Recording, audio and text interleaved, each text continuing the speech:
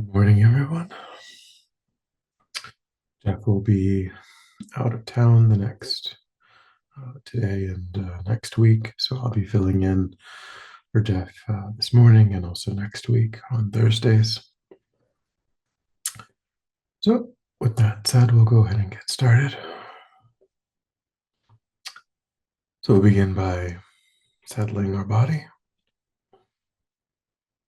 adopting a stable, comfortable, upright position serviceable for meditation. So think about keeping our feet flat and our back straight, torso open, hands in the lap, right over left with the palms upturned and the thumbs gently touching. Our eyes are gently closed or slightly open, making sure we let in enough light to remain alert. Trying to maintain an awareness of not slouching, not leaning. Also let go of any unnecessary tension or rigidity in the body. Relaxing into a stable, comfortable, upright position. Just allowing the body to fall into place.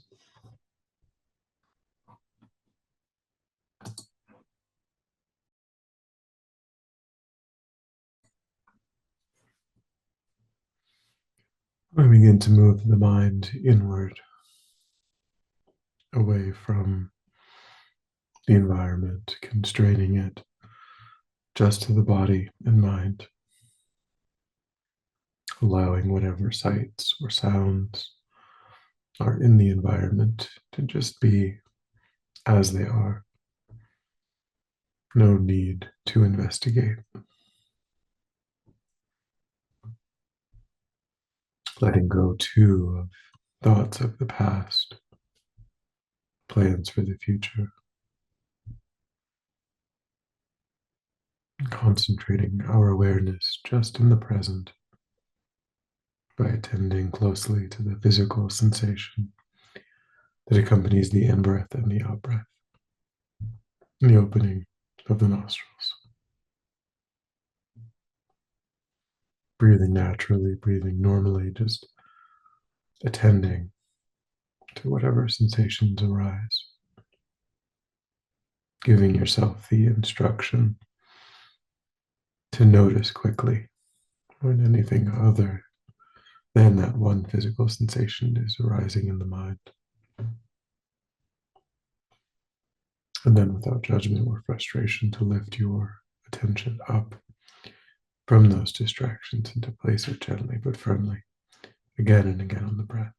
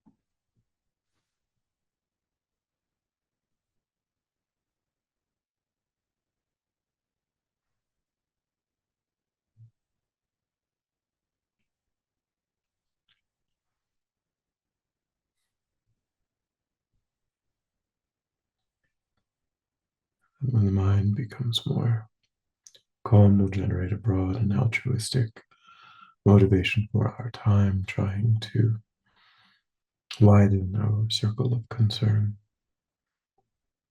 trying to embrace countless sentient beings within the field of our practice. So we think that in this Thursday morning class, we are going through the stages of the path to enlightenment. The purpose of understanding the Lam Rim is to be able to follow in the footsteps of the Buddha. The only thing separating oneself from the mind of a Buddha are the realizations that previously occurred in the mind of the Buddha. After attaining those realizations, Shakyamuni Buddha spent his whole life explaining how they can be replicated, how we ourselves can attain that same state.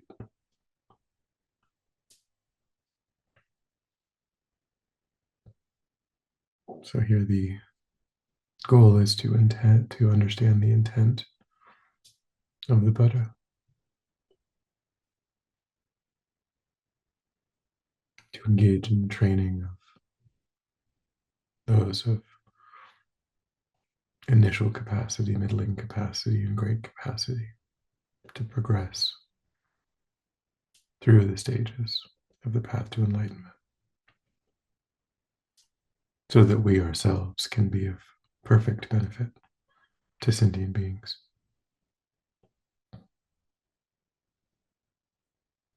So think along those lines and generate a strong motivation to actualize in your own mind the realizations that lead to enlightenment reliably, repeatedly, in an unmistaken fashion.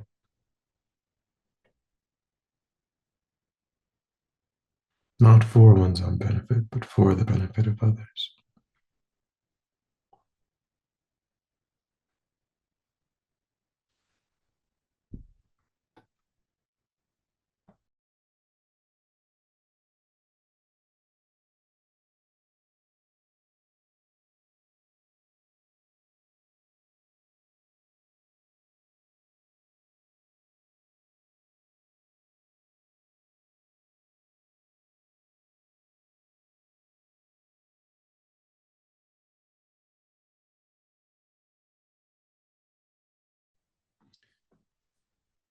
And then with that motivation, we will continue contemplating the section on the non-virtues that was begun. So in one way of thinking of the Buddha's teachings, the Buddha taught what to practice and what to discard, what to adopt, what to abandon. And here with the non-virtues, we are contemplating that which ought to be abandoned, destructive ways of acting that are the cause of our own suffering, and the cause of creating suffering for others.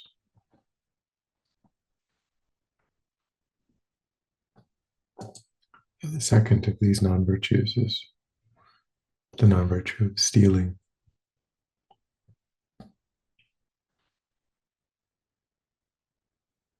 When we think of a complete karmic action of stealing,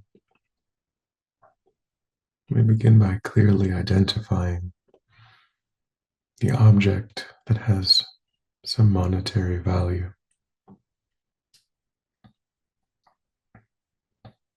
something that is garbage, worthless, isn't contained under this way of understanding stealing. That if there's some monetary value attached,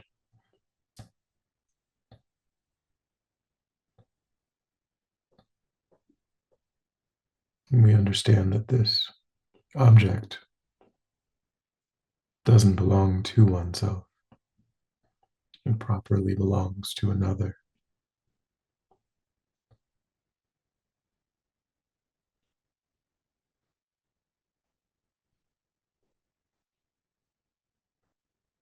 And then, under the influence of some negative state of mind, the mind perhaps of attachment, simply wanting, coveting the possessions of another, or perhaps the delusion of anger, wanting to harm by taking something from someone that they value.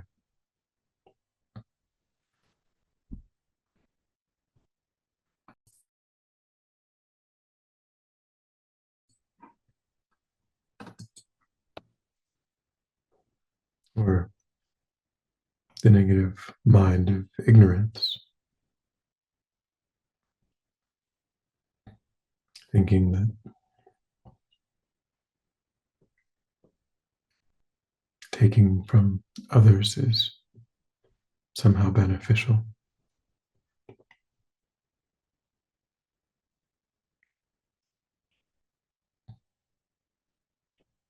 perhaps refusing to pay a debt or a tax, something that is money that's properly owed to someone out of a mistaken view.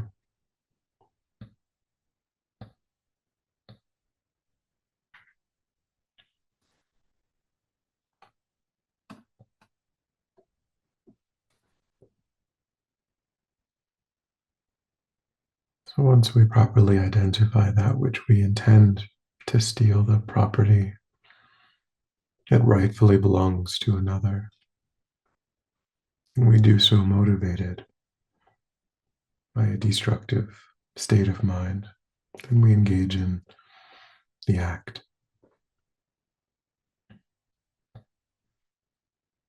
either on our own or by instructing another,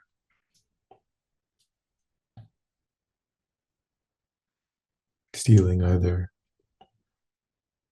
forcefully or through deception.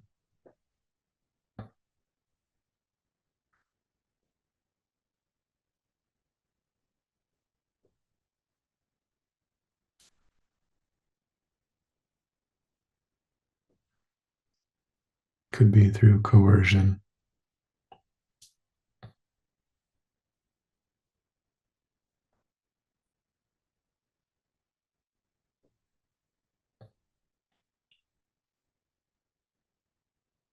Any way in which we try to actualize the motivation of appropriating that which belongs to another.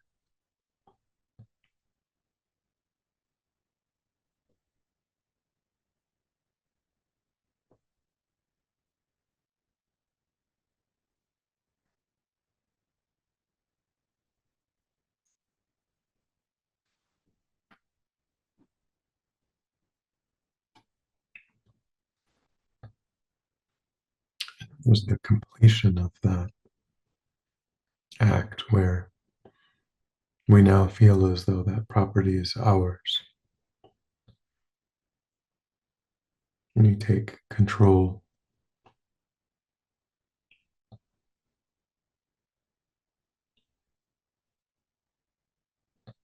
We have an opportunity here to realize the mistake that we've made and perhaps immediately return the property, and in so doing, it could prevent it from becoming a complete karmic action,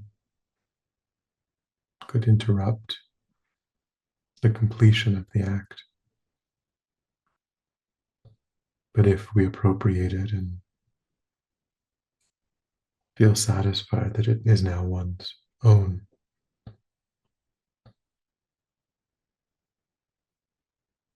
then we've created a complete karmic action of stealing, an action powerful enough to create a rebirth in the lower realms.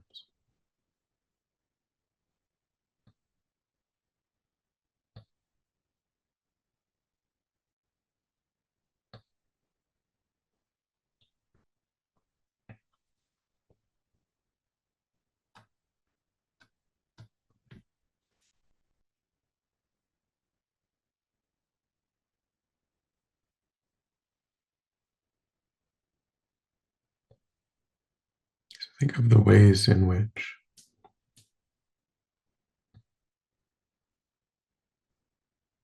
these factors can be complete examples from your own life, things to be cognizant of, and be strongly determined to avoid any act of stealing, understanding that it causes suffering for others and it sows the seed of one's own suffering.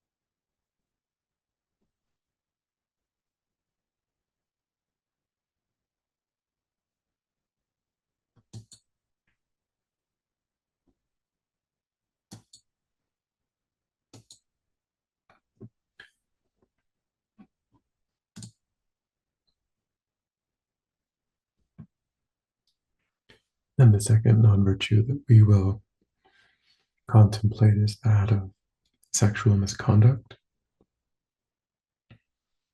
Sexual misconduct can occur when one violates an existing expectation, reasonable expectation of monogamy,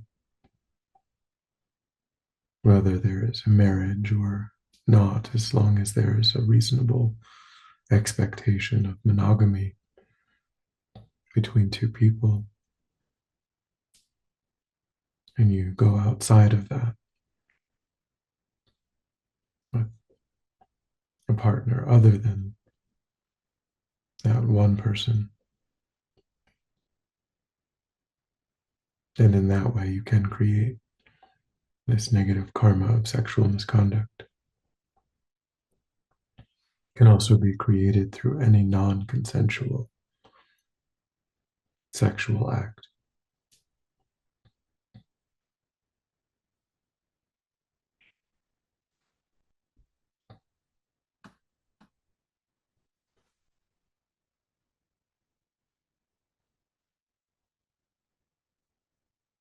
You can also create this if you clearly understand that the other person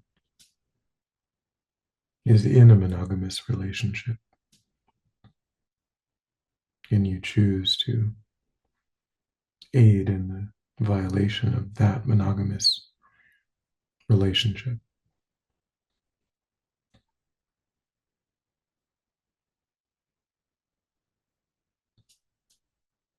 And again, the motivation for these actions would be one of the three poisons.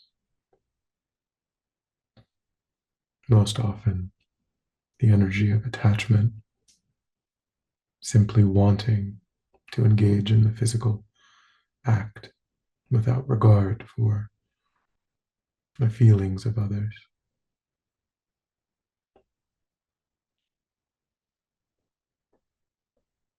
Could also be anger, in which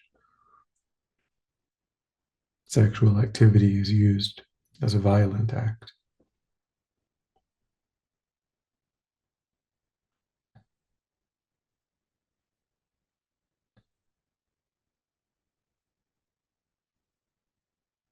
Or it could be ignorance, perhaps thinking that there's some spiritual meaning that allows oneself to ignore the bounds of monogamy.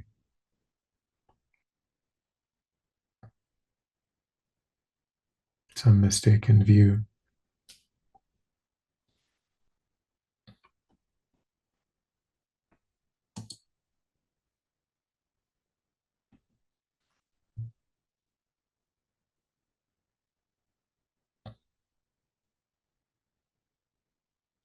And then at the moment that the sexual act is fully completed, and one has engaged in that complete karmic action of sexual misconduct,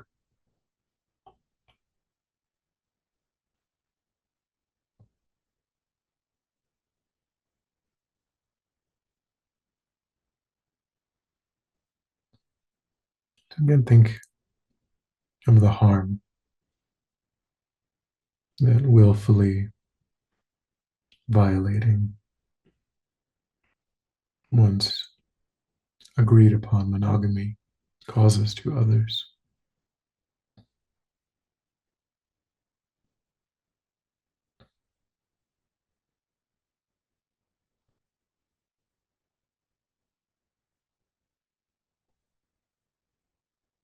And think of the ways in which one is sowing the seeds of one's own suffering by ignoring the wishes of others, intentionally inflicting that harm.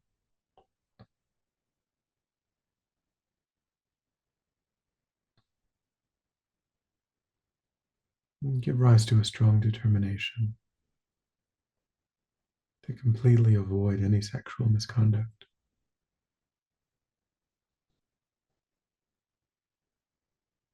to respect any boundary of monogamy in one's own relationship, relationships between others, and to never engage in any non consensual sexual behaviors.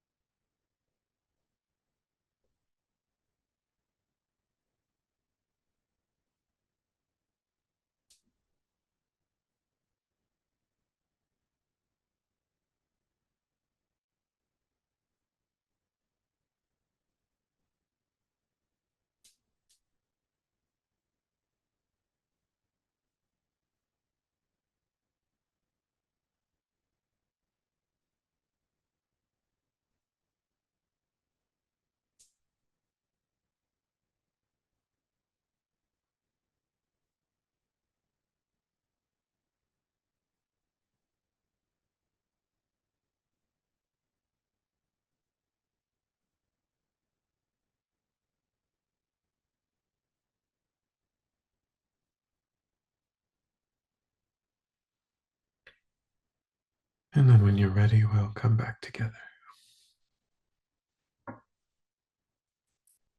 And we'll dedicate.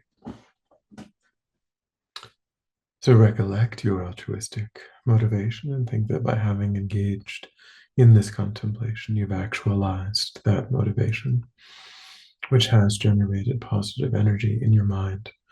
Think that you clearly, fully offer the fruit of your practice, that positive energy, for the benefit of all sentient beings without exception. Thinking strongly when this positive energy ripens, may it serve as a cause and condition to eliminate war and conflict, poverty, famine, disease, disasters, all painful inner and outer conditions. May it fully ripen the minds of all sentient beings. May they quickly meet perfect teachers and arise in the state of full enlightenment. May I too achieve the state of enlightenment, so that I might work for the benefit of sentient beings perfectly. May any obstacles facing the Gurus on life be completely dispelled. May I and all sentient beings in this moment come under the joyful care and guidance of enlightened beings. May we be guided and protected until we swiftly achieve that state of enlightenment.